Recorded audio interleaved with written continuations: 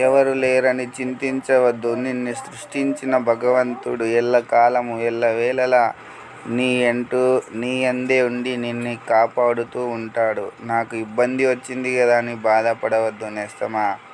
నీ ఇబ్బందులు సృష్టించింది భగవంతుడే, తీర్చేవాడు భగవంతుడు. నువ్వు చేయవలసిందంతా ఓపికతో దేవుడు నాకు కూడా ఒక టైం మంచిగా చేస్తాడని ఒక భావన నా యందు ఉంచండి. మీ యొక్క ప్రాబ్లమ్స్ అన్నీ నేనే చూసుకుంటా. నేనే పరమాత్మ.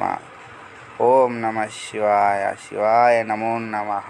హరి ఓం నమ శివాయ.